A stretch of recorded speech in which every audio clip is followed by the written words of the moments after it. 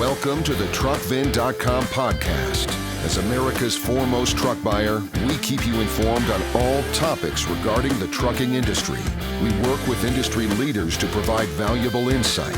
When you're ready to sell, call America's foremost truck buyer at 855-TRUCK20 or visit TruckVin.com.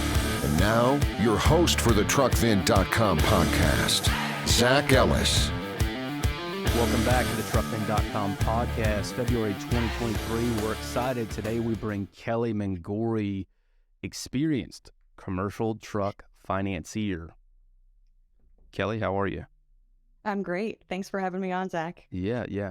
So Kellie and I go back. We met through a mutual customer, which actually this customer has been a very, very long time customer of TruckVin.com and has trusted not only myself, but trusted my team. So actually called to get a payoff, and that's how we met and just happened to work with the same group of customers. So Kellie, I'll let you take it from here. How are you? What do you got going on? I'm great. Zach, I do remember that day as if it was yesterday, the phone call. And so I'm glad that we met. So it's turned out to be quite the, good relationship or partnership, I guess we should say. Yeah. Life is good here, just got the kids off to school and nobody's sick, so we're winning. Yeah.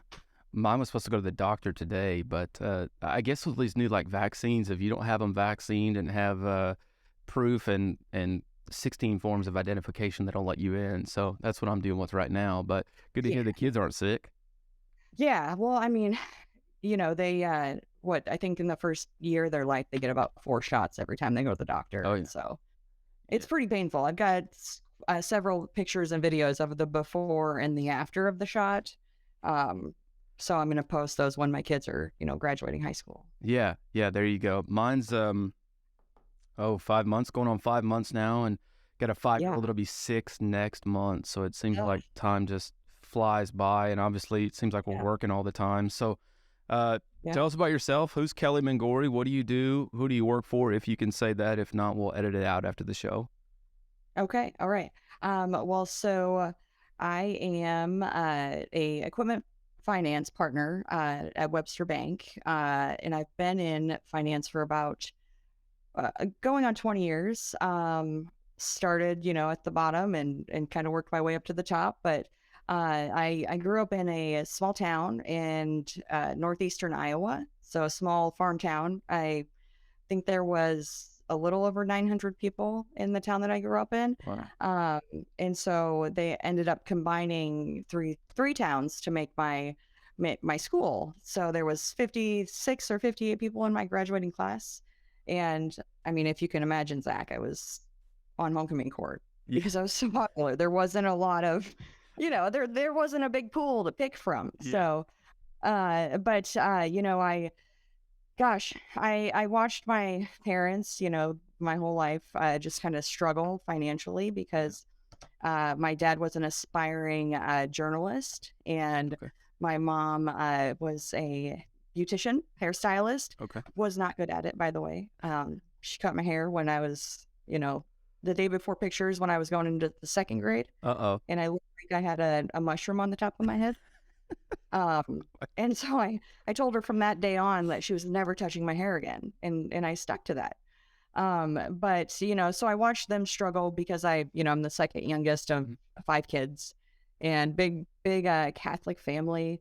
And, there wasn't a lot to do in those towns unless you were doing manual labor or blue collar work. And so, my dad pivoted to going into lumber. So he worked at a company in Dyersville, Iowa, after he was the radio DJ in Dyersville, Iowa, right around the time they taped the Field of Dreams, if that, brings back any memories. Now, hang on now. What does a radio DJ in Iowa sound like? Is that like that? Is that like welcome to corn country? It was, it's so funny because he used to let me go into work with him, but that meant that he was in the room as the DJ and I would be sitting in, the other room just listening or doing my work.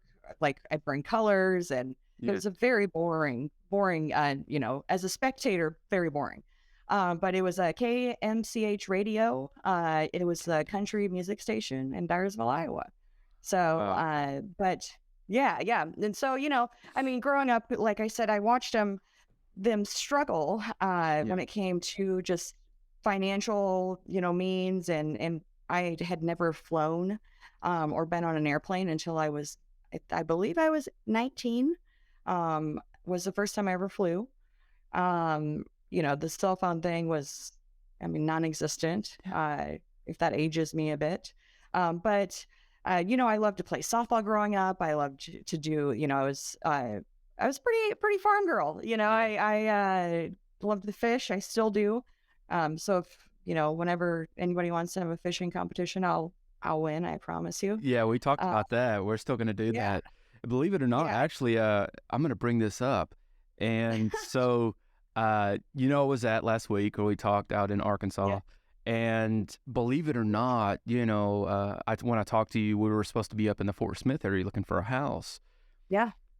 And I just happened to come across some lots, just land, tracts of land for sale. And anyways, without saying too much, I ended up buying some, and I'm going to finish closing on them today. But we're going to make some of those the rental properties. And I was thinking about, I was like, man, I wonder if Kelly knows this person, or I wonder if she knows a builder. I wonder if she knows somebody that can help me build barndominiums. So we'll talk about that. But I can definitely relate with the, kind of poverty-stricken parents. Obviously, we talked about in the past, for those of you who've listened to the truckvin.com podcast, I came from a home where it was a single mother that was making $33,000 to $35,000 a year doing billing for CVS Pharmacy.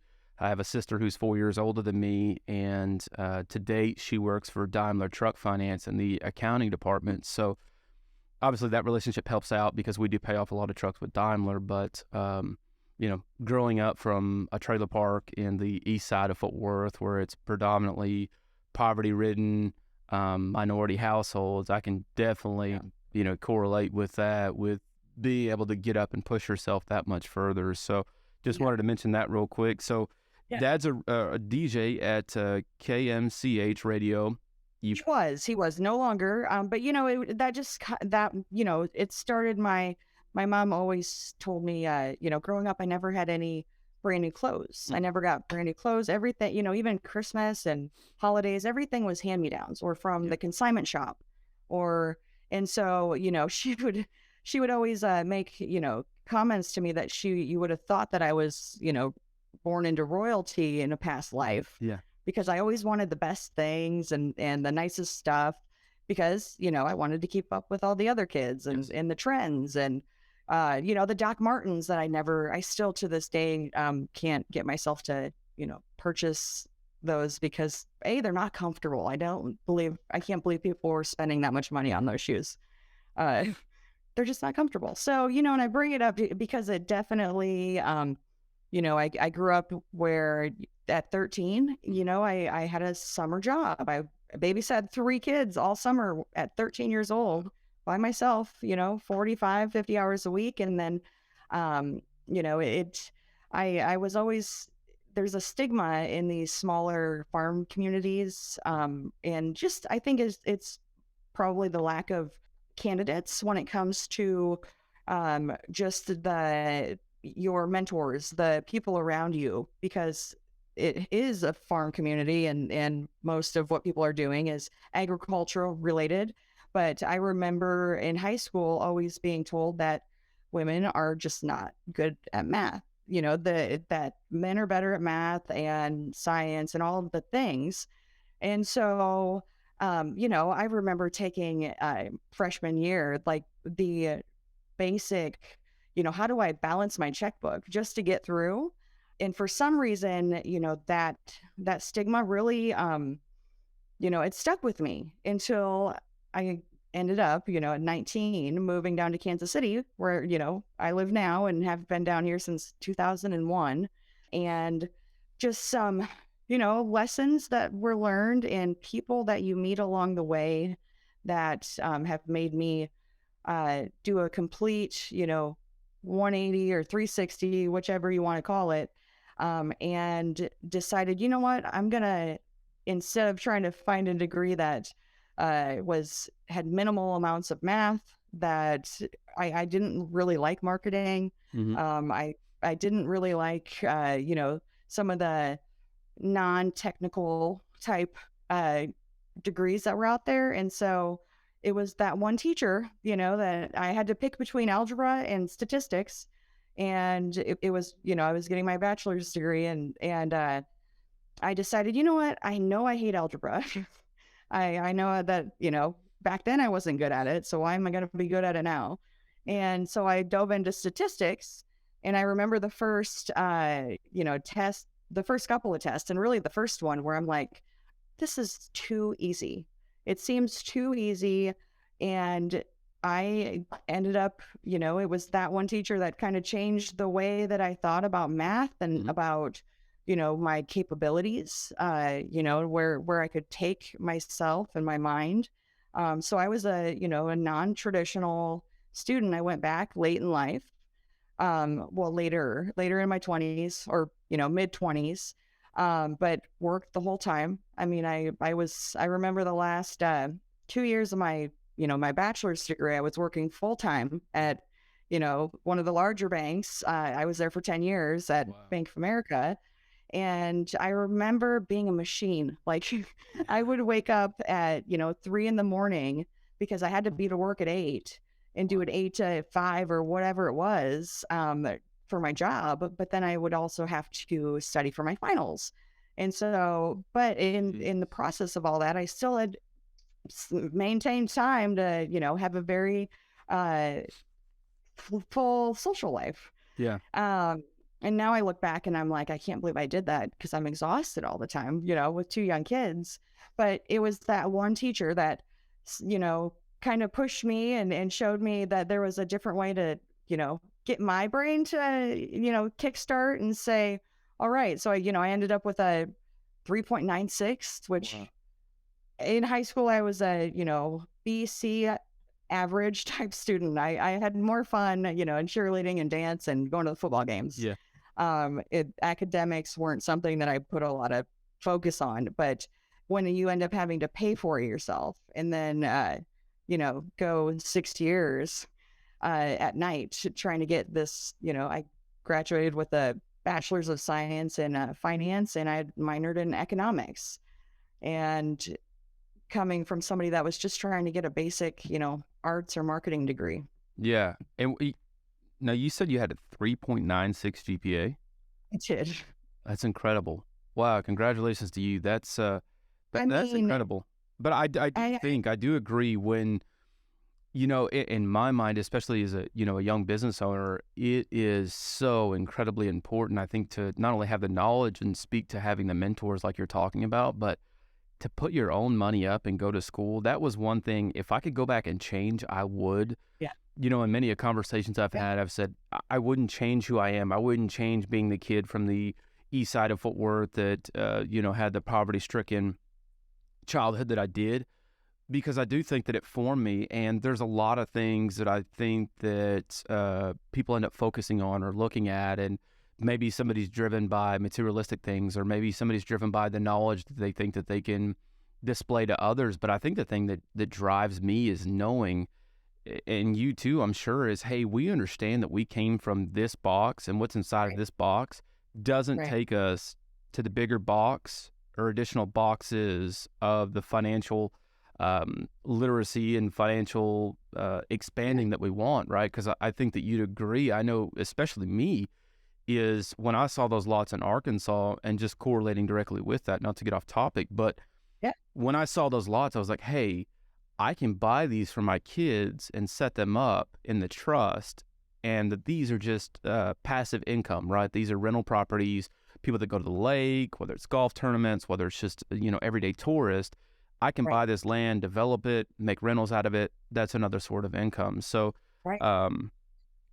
that's incredible. I know that we've kind of talked off air about some of, the challenges that we faced, both independently and growing. And, I've said it before, but being a young business owner, it is so incredibly important to have mentors, because I'm much like you. I never truly understood the finance side of it, and we don't deal too much with it. Obviously, we deal with some payoffs and general math Right. and stuff like that. But Right. even in some of our own bank financing and personal lending and stuff like that, I remember when I first started out, they were like, okay, so your floor plan's interest is going to go from this and it's going to jump 150 Right. basis points. And I was like a deer in headlights. I was like, what's a Yeah. basis point? Or, how do Right. you get to your EBITDA, or how do you get to, your gross profit? How do I calculate what my net profit is out of that? But uh, y- Yeah. you've definitely helped with that. So 19, you took your first flight, you got your first job when you were 13, you Yeah. started babysitting. Let's talk about what led you to finance. Obviously, the school and the mentorship took you there. How did you end up getting your first job in finance, and what made you choose the transportation industry?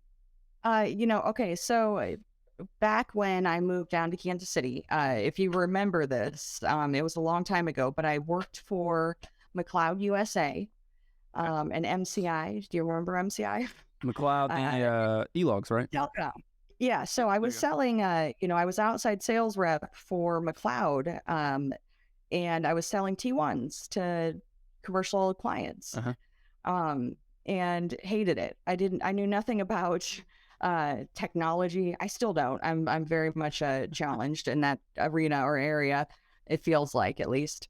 But I was selling T1s, and the only thing I knew about technology in that was that they had 24 ports. That was it.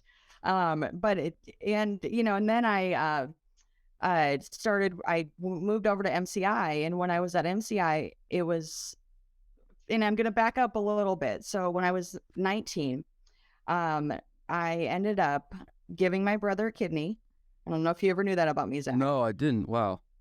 Yeah, so my brother, he is now, gosh, he's on his second transplant, but I ended up giving him a kidney, and so that was why originally I dropped out of college. Hmm. And I'd never been to Kansas City.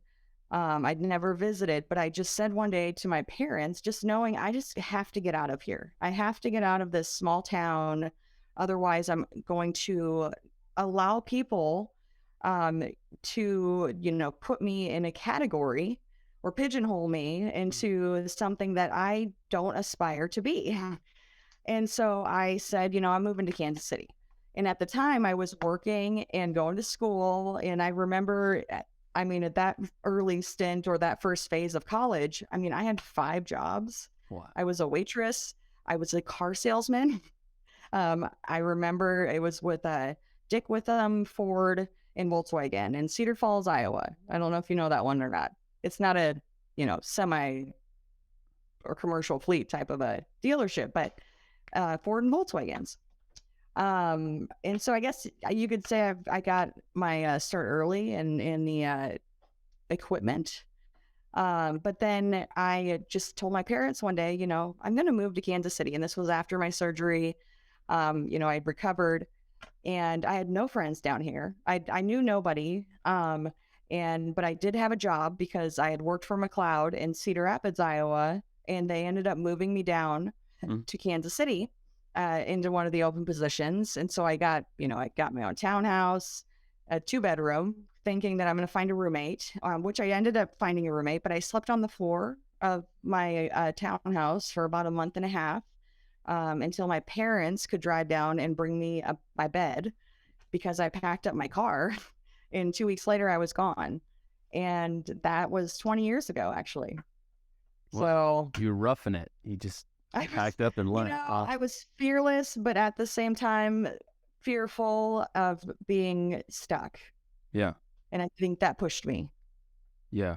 Yeah. I think in life that when you're faced with a tough decision, the faster that you react is the better the outcome. And, Mm-hmm. it goes in anything. I know you and I have probably shared the same expression with a lot of our customers is, hey, your first loss is your best loss. And, just the last couple of shows that we've talked about some of that used truck pricing changing month after month after month. And it seems like the used truck pricing keeps decreasing and that new truck price has increased and it has not come down for the last couple of quarters. And we tell customers, look, your first loss is your best loss because understandably you may be upside down, meaning you may owe more money than what your equipment is valued at.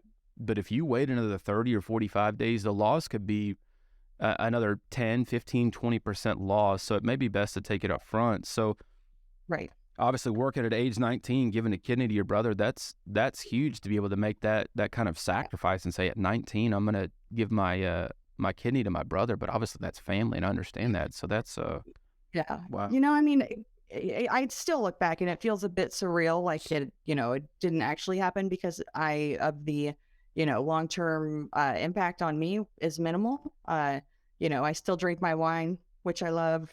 I still do, my lifestyle in terms of health-wise, Hmm. hasn't been impacted by that surgery or giving him my kidney. If anything, what I did find out, note to self, Zach. So on my, driver's license, I'm an organ donor, Uh-huh. and apparently your organ, if you're an organ donor, goes to the state that you live in. And so clearly, I'm in Kansas. He's in Iowa, and so I had to go to the national organ donor.org association, and specifically say if I pass that I want my brother to have my kidney, um if he needs it, because otherwise it'll go to somebody in Kansas and it'll trump him because of his age, and because he sat on dialysis for after he rejected mine, he was on dialysis for 6 years, I believe, because he is O negative and he's O positive, I'm O negative, so I can give it to anybody really. And so I had to, just make sure they knew, hey, if he's still alive and needs a kidney and I pass, then I want him to have it. Yeah. But it's not, it was never really a decision. For me, it was just something I knew that had to happen, Yes. and that's kind of the way I look at it. And I would, if I had another one, I would do it again. Yeah. Yeah, I think the sacrifices that we make for family over time can really trump anything. There's any big decision you'll ever make is never more important than what we'll do for our family or our children or husbands and wives. So that's that's a huge commitment to make. So 19, you give your brother your kidney. You start working at McLeod selling T1 Qualcomm. Yep. So where'd you transfer to? What was the first? What was the next step after selling the T1 Qualcomm? So I got recruited to go to MCI. Okay. And unfortunately, I made the bad decision of quitting 2 weeks before they went belly up. Uh-oh. And if I would have stuck around, I would have got the the nice little severance package that everybody else had. Mm-hmm. But while I was working there at MCI, I had met some fellow colleagues that had been in the mortgage brokerage industry in 2002 timeframe, and so they were telling me how good I would be at being a broker. And so I didn't want to quit my full-time job where I had a salary and stability. I think you talked about this last in your podcast, where you're going from a steady to unpredictable Yes. cash flow.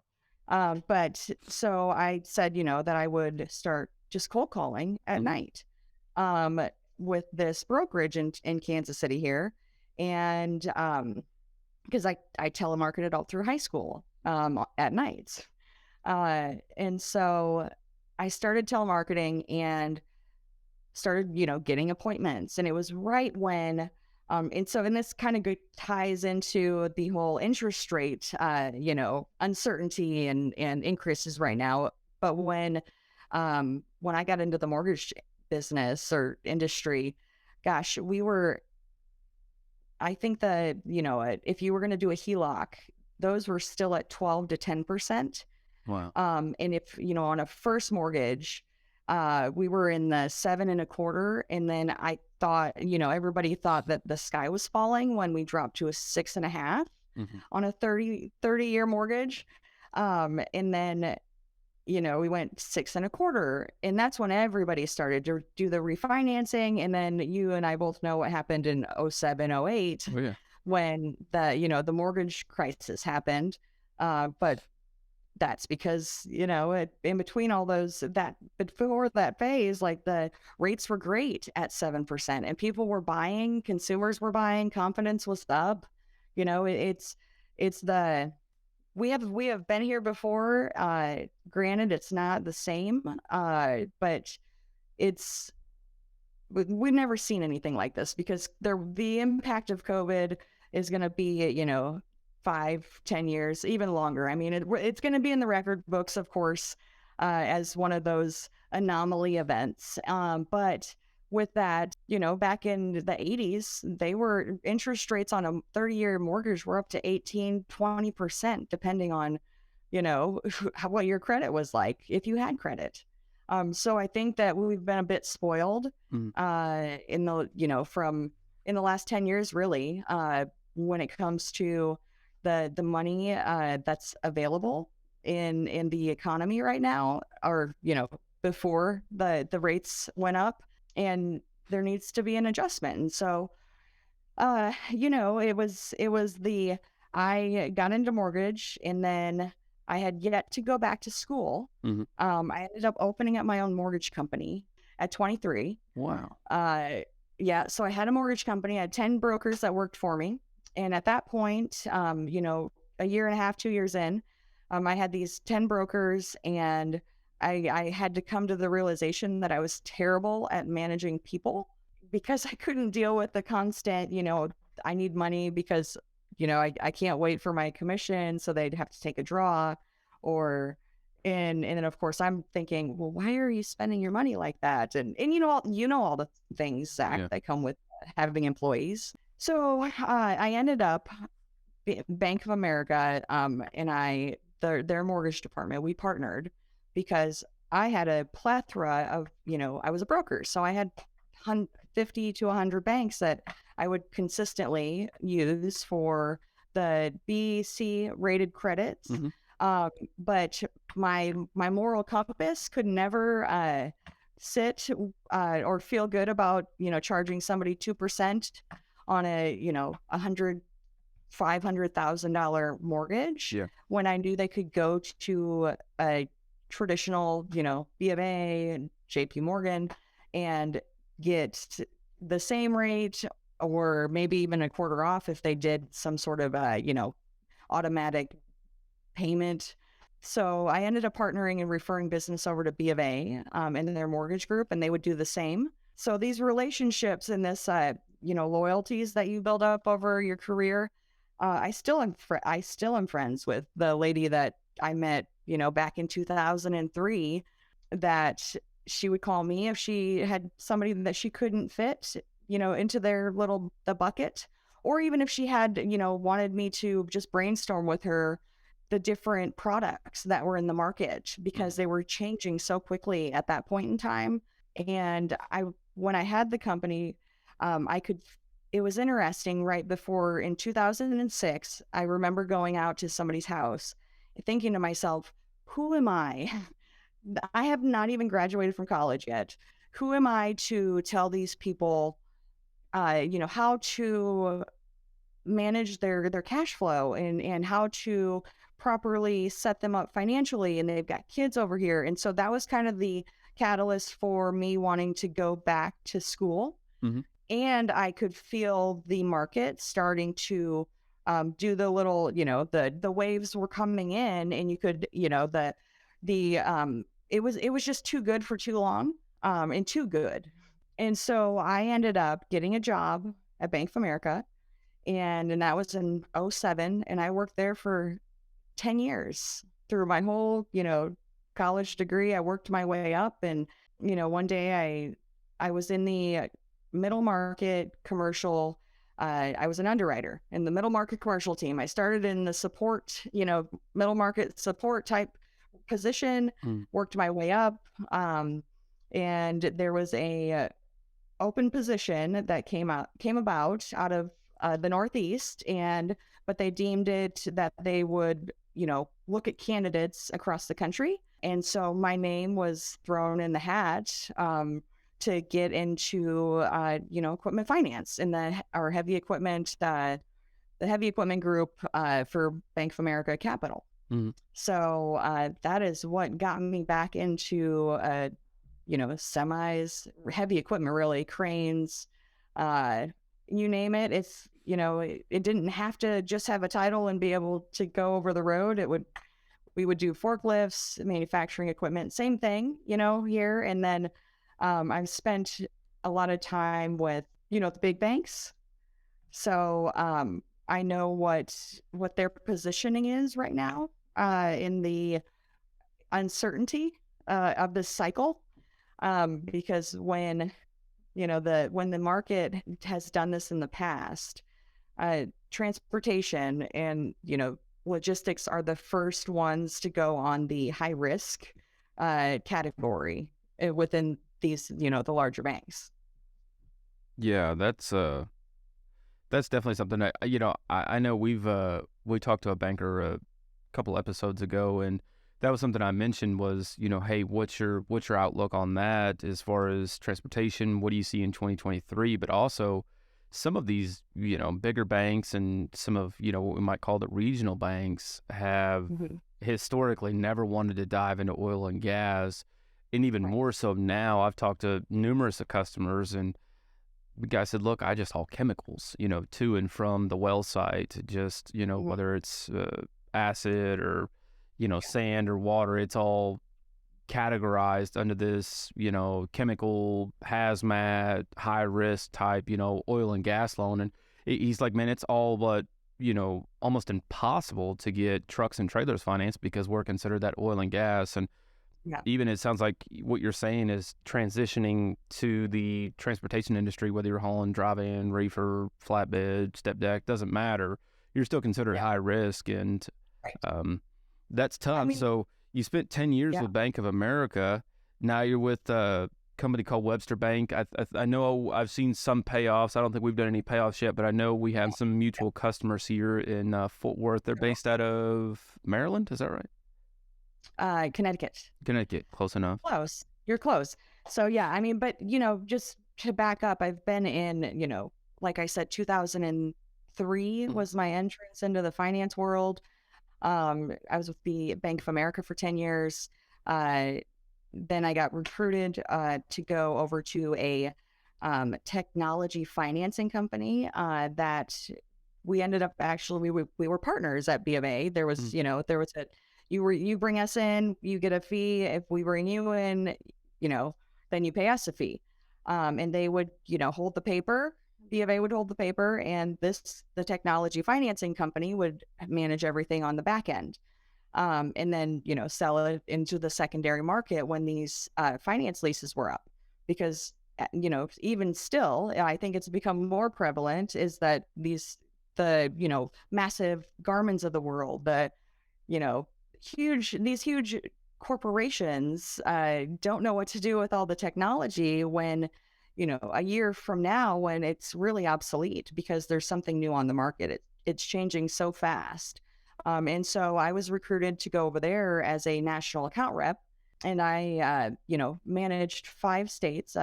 And I ended up getting pregnant with my daughter and got a phone call from a former colleague that had worked with me at Bank of America. And it wasn't even a phone call. She texted me. She sent me a text and said, hey, any interest in becoming a commercial banker? And Zach, just so you know, I had always, after watching the quarterbacking that some of these middle market, bankers had to do when it comes to their internal teams. I mean, you can't go anywhere without, you have to bring the posse with you or 10 people that have flown in from somewhere, because there's always a full service type solution that the bank, whichever bank, I mean, you name it, there's, a zillion that have the same model. Is if we can get their 401k, or if we can get their, the merchant services or their treasury, but at the end of the day, they wanted the deposits. But I said at the time, like, I was never going to do that. I already knew wasn't good at managing people. I ran a company. I want to manage myself. Yeah. And, but because I, was pregnant, had just had my daughter, and I was like, you know what, that does sound a bit appealing, because it was, middle market commercial banker for JP Morgan. And so from there I transitioned, and I was with JP Morgan Chase for, 3 years, a little over 3 years, when, I got recruited to go to a smaller firm, and they were headquartered out of Omaha. Great company. It just, it's when you get all of the experience, and the knowledge that I've retained over the years, um, you know, people just kind of knock on the door to see. And I, don't like jumping ship. It's more if it's too good to be true, Yeah. or if the pot's sweet enough, then. And so, that was kind of the unicorn situation that happened, when I moved over here to Webster's, that, the gentleman that had been in the role, found me, back in, July of last year via a mutual CFO, and reached out because he wanted to retire. So, I'd be, taking on his book and then bringing on new. And, as we, this space is very unique, when it comes to everybody knows everybody, Yes. and they are very tight knit, very hard to initially get into the bubble or the circle. But once you show the value that you bring, or the loyalty that comes with it, and that this is a long-term play for you, this is not a transactional type of a, you're gonna stick with them for the years to come. You want to know about their kids, you want to know about their families, and it's because it's what drives you and I. Because if it was just transactional all the time and we were just constantly reacting, it wouldn't be fun, because that doesn't feed our soul. Yes. Yeah, we preach being not transactional here. We are relational. Obviously, everybody here at truckfin.com, whether it's our buy team reps or our in-office staff, transportation coordinator, whoever it may be, we want to be relational. So I definitely correlate with that. There's been so many relationships that, you've introduced me to, and I try to help with a few that I know of. But it is such a huge piece to be able to talk to these people and say, hey, number one, I'm a real person. Number two, what are your problems and how can we help you solve them? But number three, we want to be more than money, because we understand, especially in our industry, buying trucks at a large scale, everybody's got money in their pocket. Well, Right. let me rephrase that. Not everybody has money in their pocket, but majority of the bigger players. So recently, Yeah. it was, they definitely all did. But yeah, it's the industry and the business is transactional. It's Yes. taking that and making it the longer term relationship play. Mm. It was so funny because, you and I are very similar.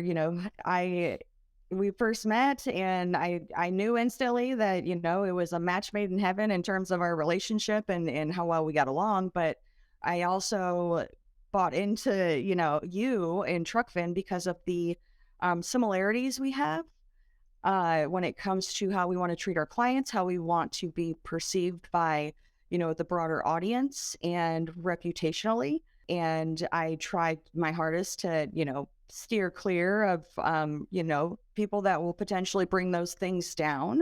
But if I do end up, in the presence of somebody that isn't necessarily got the most stellar reputation, I'm sure that is just a lesson that God's trying to teach me.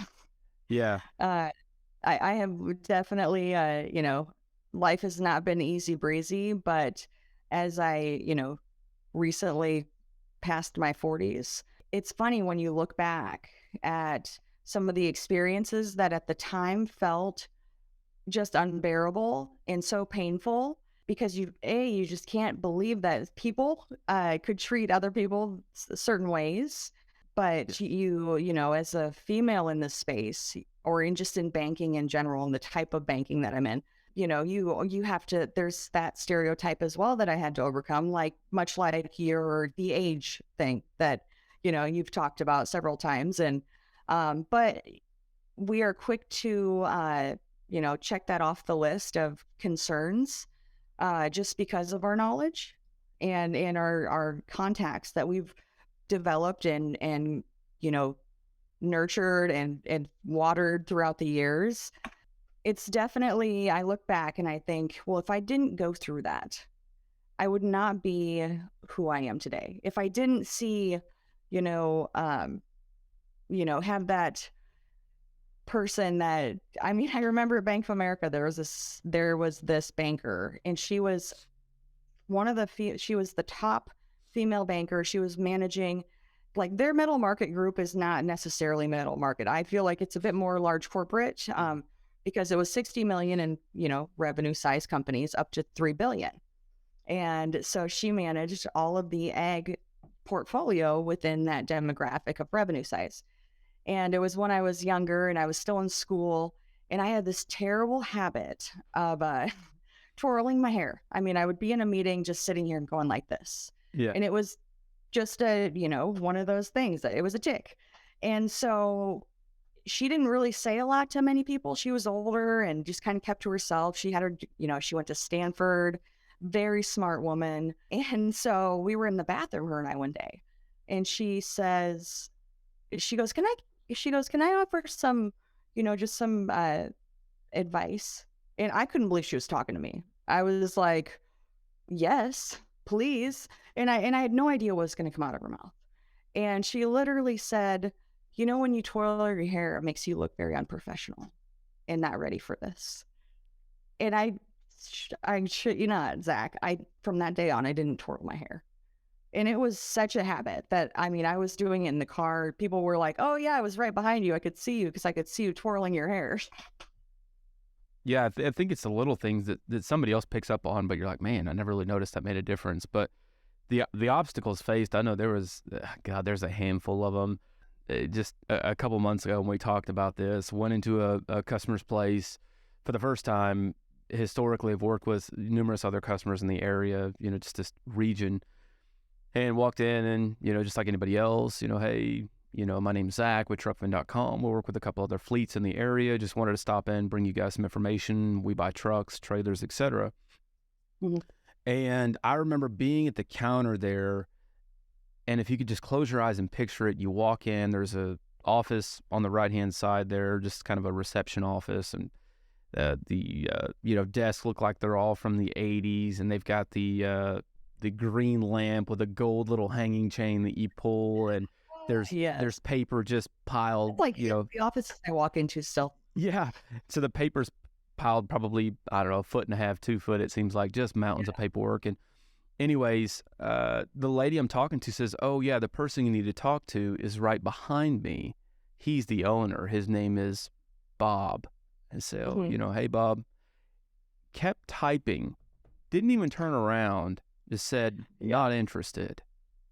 Huh. And I couldn't believe it. I'm like, wow, I understand I'm a young guy. I understand I'm walking in on your business at completely unannounced. But I'm just like, wow, running a business, especially in the transportation industry, you would have never known if I was a representative for JB Hunt or Swift, or maybe I was a large company that was, looking for smaller trucking companies to help us out. From the government, like, who knows? Like, yeah. So I think facing those obstacles, and I've talked about it before, not to, harp on it, but I think being 28, there is a, stigma that two things that I think both of us face is, number one is being a woman in the trucking industry, whether you're in freight brokerage, whether you're in equipment finance, whether you're in the truck sales industry. And number two is being of that younger generation, and you're, mid-20s to early 30s. A lot of people in this trucking industry are from that 40 to 60-year-old range, and that's usually who we deal with. They're going to be C-level executives, owners, founders, stuff like that. And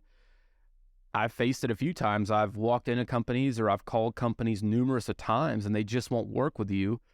And, maybe to change the conversation is, oh, hey, how are you guys working with X, Y, and Z lenders? Oh, we know Kelly over at, Webster Bank. Oh, perfect. Me and Kelly have done business. And then it helps you open that door, because in being relational, there's so many people that want to know, A, we're working with somebody who we know and trust, but B, will this person help me solve the problem? Because if not, I'm just wasting my time, and my time's important. So those obstacles that we faced, I think would always be intricate in who we are and how they change us as a person.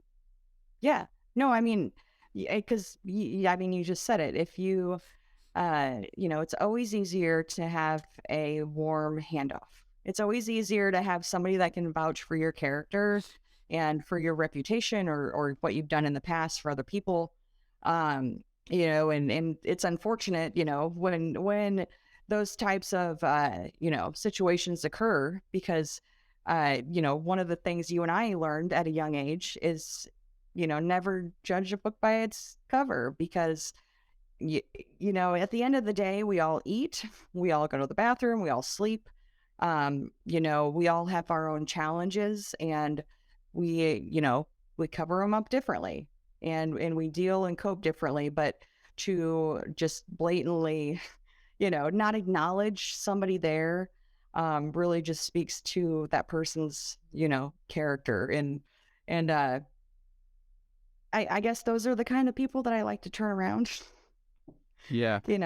I like to get them to, at a year from now, calling me, sending me referrals because I called them out on the rug, Yeah. and just kind of put it back on them that, if you were more open-minded to the people that are surrounding you, then other things may come your way. Hence, introductions to other peers within the industry, or they might be looking to buy or sell or get into some, other type of transportation, reefer, or whatever it might be. If you're closed-minded and can't understand that we all have our own, we all have our own demons and we all face the same things, but just differently. It looks different on the outside, Yes. but it feels the same on the inside. Yes. And I'm sure that you've seen it, especially in the time that you spend in the transportation industry, especially equipment finance. You deal with a lot more intricate pieces than we do. And I think being in any company's finances, I know for some people, it's just, number one, it's a tough conversation to have. But number two, just kind of off topic, there's a lot of companies that try to put their company in alignment with different focuses, right? So there's a book that Gino Wickman wrote called Traction, which focuses on the EOS, the Entrepreneurial Operating System, which focuses strictly on having the right people in the right seats, basically meaning you're having people in seats that are doing tasks that they're good at, and things are tracked and measured on a daily, a weekly, and a monthly schedule. You have your monthly rocks, you have your 90-day goals, you have your annual goal, 3-year, 5-year, 10-year. Right. But I'm sure that being in that position, you're seeing companies' finances, and some of these conversations may be tough to have, but that kind of leads me to my next question. So, being at Webster Bank, it sounds like you're very excited. I know the rep there. I haven't talked to him. I've heard really good things about him, especially from some of our current customers here. What makes Webster Bank special, or kind of who is their client, if we can speak to that, and what exactly are they focused on? New equipment, used equipment, any pluses, minuses? I mean, too new to say. How about that? But at the same time, one of the things that was very appealing to me was just the, meeting the people on the team and, the former rep and just the tenure of his stint at the bank and the culture. And I know people talk about culture. I don't think that anybody truly understands what it means until they're in a good culture. Yes. Until they're really in a place that is not about what can you do for me today, but what has the team done? What can I do for you that will help us all look good? And that's the culture that they bring to the table for me, which is it's a huge deal. But at the same time, I work well with partners. I work well with colleagues that become friends, that if I'm running into a difficult situation, or if I see that something is going to potentially be an issue with some of my underwriters or my credit team, I can pick up the phone and I can call somebody in that group and just talk through what the potential, risks may be to the bank, or to, what have we seen in the past that indicates where this could be going in the future. Not that we can gauge anything off of the past these days, because it is truly uncharted territory. But it's the type of client that I am targeting. Of course, it's the fleets, the semi trucks and trailers, but we also do heavy equipment. I mean, we do manufacturing equipment. We do, cranes.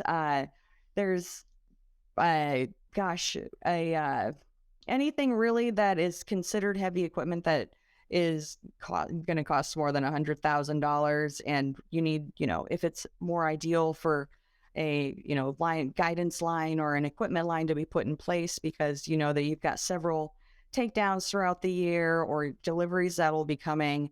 We build it in, so every single financing solution that I bring to the table is different because it's truly crafted for their situation. And in those conversations may be the hard ones, but I have been shocked, not shocked, but pleasantly surprised over my, especially the last 5 to 10 years where, I think that my confidence and in what I'm doing and the knowledge around what I'm doing has really kicked in. And so there's several times where I'll have to talk to people, and I think you and I have had this conversation. Here's what banks like. Here's what they don't like. Here's how to mitigate. You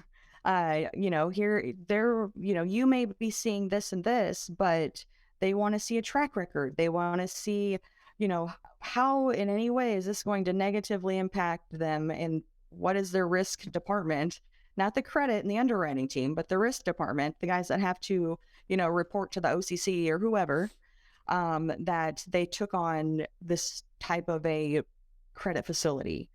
And so, I've had the conversations where in transportation, you've got a lot of old school thoughts, mentalities, the way that they've conducted business throughout the years, and it has worked for certain people and for some not. When it comes to equity positions that they take in the equipment, and what the residual is at the end, or trade-in values, whatever, however you want to say it.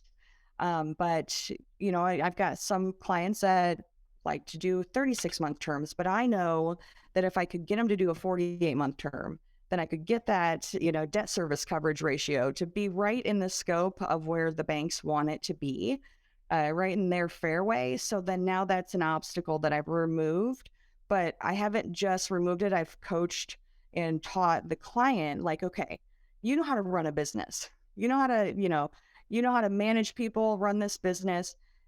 So it's not, they're not, or she is not trained to know what bankers think or what banks think. And so it's my job to make sure that I have those conversations, but not in a way that is intimidating, because you should know this already, or, however some people might perceive it.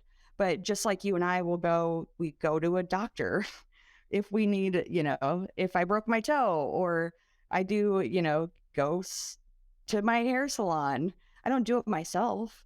I hire these people, and I bring these people in that are experts in that space, and to get these guys to understand it's not an ego thing. It's not I'm trying to tell you how to run your business. I'm trying to just educate and partner with you to be a tool, and just to say, hey, this is how you're going to be graded, basically. And if you can figure out a way to conduct business and still fit within that bucket, then you're going to be great. We won't have to have this conversation again. And there's been, just recently, I was on the phone with somebody that I had that conversation with. And when I told him, a year and a half ago about, well, maybe we should look at doing, longer terms, not necessarily going out to 60 months, but, maybe 48 months versus 36. And you can still put in, 100, whatever the equity is that you want to, put in the front end of it. And he was on the phone with me, and he said, he goes, I did what you told me to do. He goes, it felt kind of weird and uncomfortable. And I said, you're kidding. You did. And I said, I thank God, because he, like all of these guys, the margins are so thin. in the transportation space, hence why most, the brisk, departments within banks are like red flag goes up when anything gets tight because the margins are already thin in the space. And he was like, it felt a little weird. And I said, but look, I'm like, trust me on this. You're gonna, if you want to pay it off at 36 months or 34 months, that's fine. Just make sure that you understand in the language, if there's any prepayments, like educating clients on making sure they don't get stuck in something.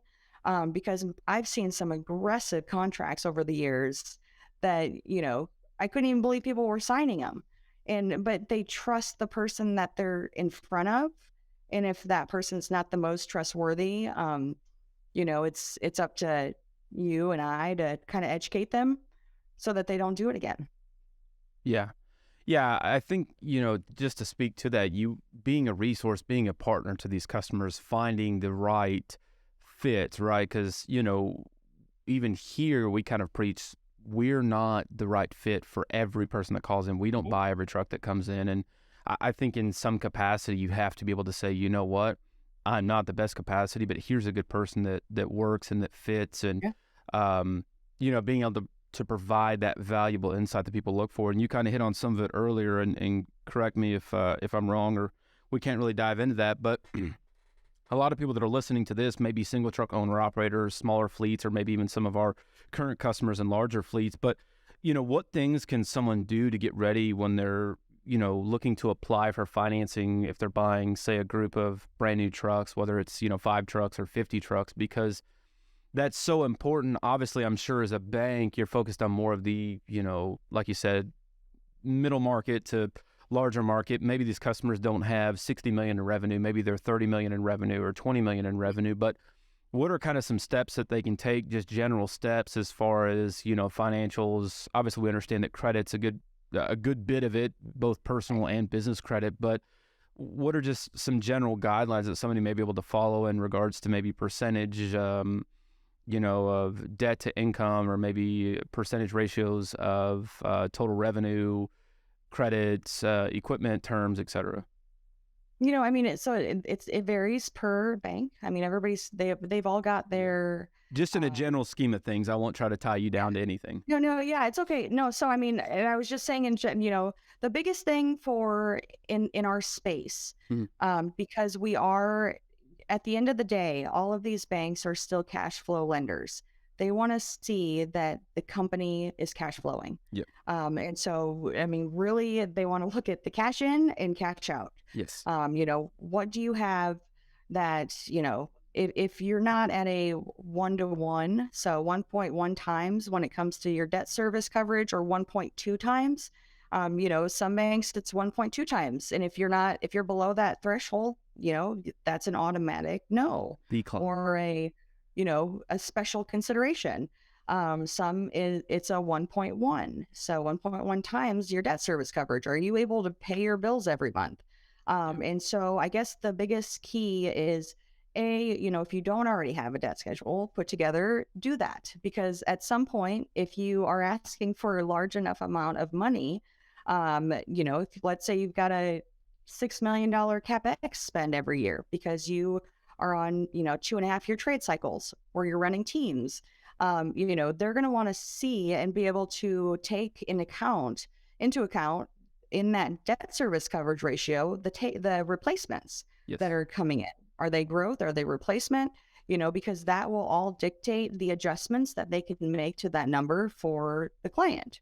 And so, my biggest thing when it comes to, working with a client, getting their renewal, or just a brand new client, be open-minded to the questions that you're asked, because if we get down to the nitty-gritty sometimes, I want to know, are all your trucks full? How many trucks do you have in your fleet? How many trailers do you have? What's your trade cycles? How many miles are you running? Because that's going to tell me, are you beating the crap out of your trucks or your trailers? Are you keeping them for long extended periods? Just really diving into the actual analytics of the equipment. Because if you do have a down year of, revenues down, but at the same time, you've got your profits are up per truck, or, there's always a story to tell. But if you're not open-minded to answer the questions and you think it's an interrogation, then it kind of, does the job for me of saying, well, I can't get it done because my credit guys and my underwriters and my partners, want to make sure that they can trust me when I'm going to bat for you. Yeah. Yeah. I think that the story tells everything. And obviously, both of our facets of each day, we kind of find everybody has a different story. The story is much different from a single owner operator who's calling in to sell his truck because he's just ready to get out of business versus the guy that's calling in and has to sell his truck because it's going to be put up for repossession. And we have to handle those situations completely different.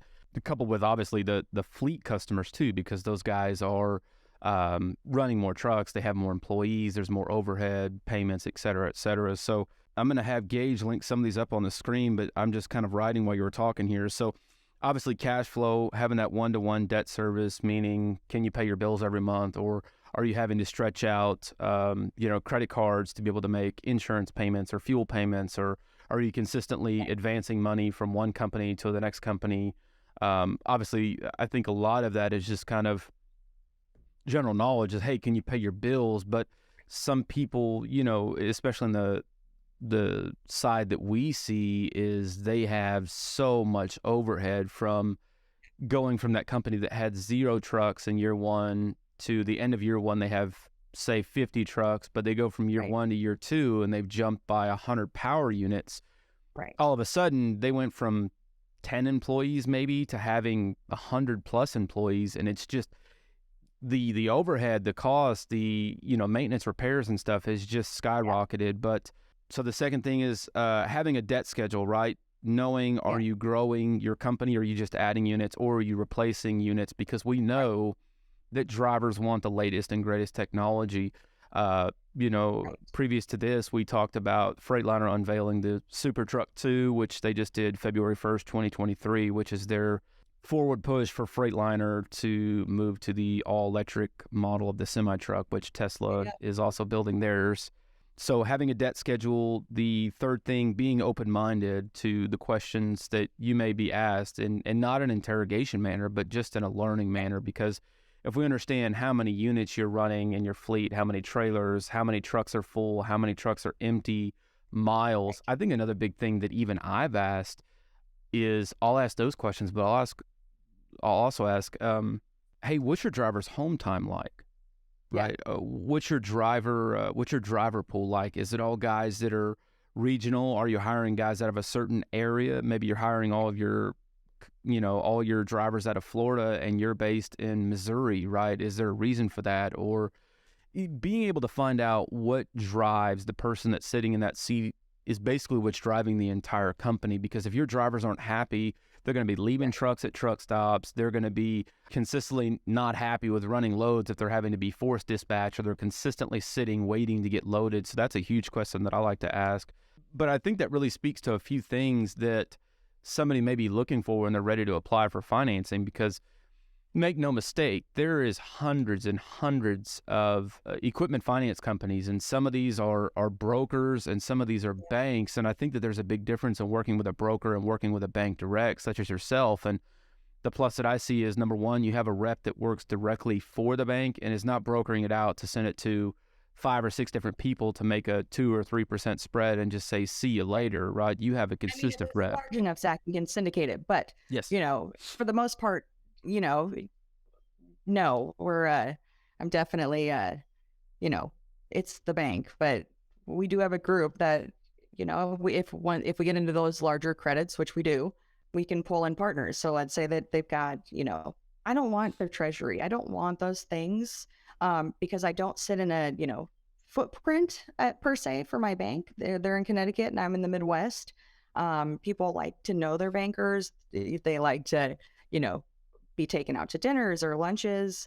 And so the one thing that they don't necessarily need to be concerned about is me asking for their deposits, or, certain things like that. But, we come in and we ask, we want to see that you have, if you tell me you've got 6 million sitting in the bank, then I might need to verify that you have those deposits sitting in the bank, because over the years, we've all learned not to take people for their word until they've given us the proof that we can.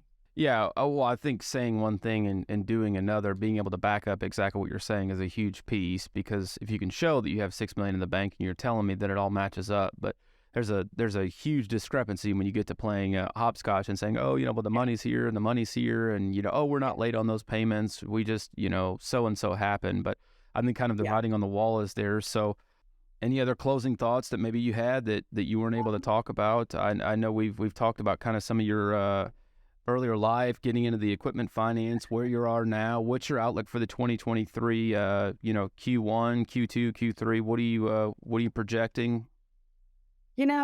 So it's interesting. I feel like, we are, and I say this all the time, that transportation is always the first indicator of, whatever we're heading into economically. We're in a season. Yeah. And we are still in that season. It'll pass, but in the meantime, the transportation sector is the first ones to start seeing the crunches. And then you add on a layer of, all these tech firms that are laying people off. I mean, I think there was, between a 2-3 week time frame, I think 35,000 employees between Google and Meta were laid off. We still have yet to see that in the impact of that in the consumer consumption. And when that starts to go down, then the loads that are being hauled starts to, be repressed. And so it's a cycle, but, at the same time, it's preparing yourself for that. Like everybody, we didn't anticipate, the war in Ukraine. Nobody anticipated, Russia going in unprovoked and starting a war, which has drastically impacted, a lot of things, topped with COVID. And now we're in this perfect storm of unknown. Part of me, if the Fed was going to, raise rates, I wish they would have went up 0.5%, ripped the Band-Aid off, to get this correction over with. But, and I still like, we're still going to have a few, death by 1,000 cuts for the next 3 to 6 months. Maybe I'm wrong. I hope I am. But what I'm seeing in terms of, just like you and I talk about this all the time. I'll call you and say, hey, what's the used equipment prices on this type of a unit? And that's because the new equipment prices are still so high that, I'm sitting here thinking, well, in 2 to 3 years, when the market does correct itself, now where do we find ourselves? Because not only is it these owner operators that are just getting squeezed to death, it's also now these fleets. And, how do we position properly going into the next, 3 to 5 years to make sure that they aren't squeezed even tighter when it comes to their ability to borrow money to buy the new stuff, because, it's a domino effect of things. So I just think that having people around you that can give you different perspectives into how you're currently doing things, and then always have, and you and I talk about this as well, just having what's another way to another revenue stream. Like, how can you pivot a bit within your company to say, okay, the spot rates aren't that great. Maybe we pivot away from the brokerage a bit and we, start doing, hauling loads over here, or just coming up with another alternative to be a buffer during this cycle. Yeah. Yeah, that's a huge piece of, I think, equipment finance. And I think a lot of people, think about it, but they don't think about it in the capacity they probably should, because historically what we've, I guess what's the right word here? I guess what we've calculated to put together is most customers will trade their truck between year 3 and year 4. So usually going to have a 3.5-year-old truck with about 350,000 miles, sometimes 400,000 miles. But if you're seeing an elevated new truck price that's still up by 20-25%, you do have to calculate that in, because you're still going to have the same mileage on that truck, but you're going to have an elevated payoff. And obviously as a lender, when you get to doing that a couple thousand times or a couple 100,000 times in a year, it begins to be, hey, this is a weight that's really going to bear down on us, and we need to make sure that our customer, A, can get out of the piece of equipment, but B, if not, we need to accelerate his payments up front. So that's a really good piece of information. I always try to end the show and ask everybody, if you had a chance to ask yourself, if you could look back at 25-year-old Kellie and say, I wish I would have done this, or I wish I would have met this person, what would be the one thing or the couple of things that you would carry with you, or who maybe you wish you would have met sooner in life? The one thing is that at that point in time, you're still learning who you are, and this is an evolving thing that always happens, but reminding yourself to not be the victim. You do the work and the results may not pan out instantly, like I like immediate gratification, but could be months, it could be years down the road that you look back and you see the work that you put in, and it does come full circle. The universe does reward you, but in ways that you may not know at the time you need to be rewarded that way. And so, I do have somebody in my life, well, several people. I mean, I've been so blessed to be in this position. I love the space. I love the people that I've met. My clients are just so open and warm and welcoming, and have, over the years of getting to know me and working with me, understand that I find passion and drive in connecting people. My neighbor, behind me, that was right behind me, that him and his wife, they got to do a happy hour with me once, and they're both attorneys, very well respected, Notre Dame graduates, and I ended up introducing them to we were going to meet some other friends of mine that were all attorneys, and my neighbor said, you're a collector, and I said, what does that mean? He was like, a collector of people. And it's not that I collect people. It's more, I like long-term relationships. I like to know, and I like people to know that we might not talk for a year or 2 years, but you can always pick up the phone and it'll be like we didn't miss a beat. And so when you're, thinking about long-term at 25, don't get your feelings hurt. Don't be the victim. Know that if you do the work, it might not pay off right away, but it will in the long run. And the other piece is to, get an executive coach, get a therapist, do whatever you need to do to, get through this social culture that we've created. And this, I bet 70 to 80% of society at some point in a week is depressed. And so finding that right circle, I've got a good friend that owns a company here. She does executive coaching. It's Excel Wellness. And she has always, been a compass for me. And when I say things, she's quick to correct me, not in a way that is, you earned this, like you did this. Don't discredit the work that you've put in to get where you are today. And I think just, probably for you, Zach, being younger, and for me being, the genetics of it all, we have a tendency to pass on the credit that we should fully take and own in some of the things that we've done in our lives.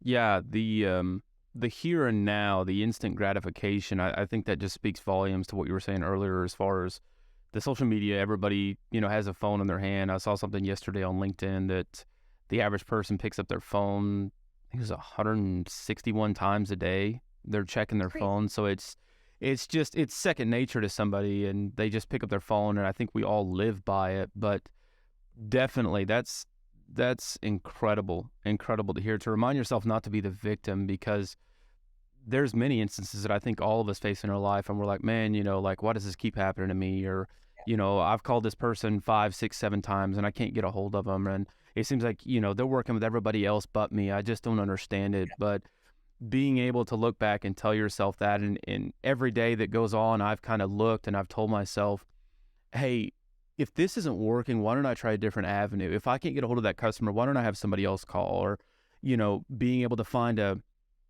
mentor, a coach is such a huge piece. And that's something that we'll talk about in another episode. I definitely want to get back on the podcast and talk about having a coach and having a mentor and laying out a plan of exactly what you want to accomplish in life. Because look, these days turn into weeks and weeks turn into months. And before you know it, I mean, we're already in the second week of February and it felt like the year just started. So these days do pass by. Yeah. But I greatly appreciate you taking some time to get on the podcast and talk with us. I'm going to make sure that we link all your contact information below. If you need to get a hold of Kellie Mingori at Webster Bank, I'll make sure that her contact information is below. All of our social media channels will be below. This podcast will be on Spotify, iTunes, Amazon Podcast, and we'll also be sharing some of the snippets on our Instagram and Facebook page. So thank you so much, Kellie. Thank you, everybody, who took the time to listen to the podcast, and we will talk to you soon. You've been listening to the TruckVin.com podcast with Zach Ellis, your go-to source for up-to-date insights on the trucking industry. Remember, when you're ready to sell, call America's foremost truck buyer at 855-TRUCK-20 or visit TruckVin.com. Join us next time for the TruckVin.com podcast.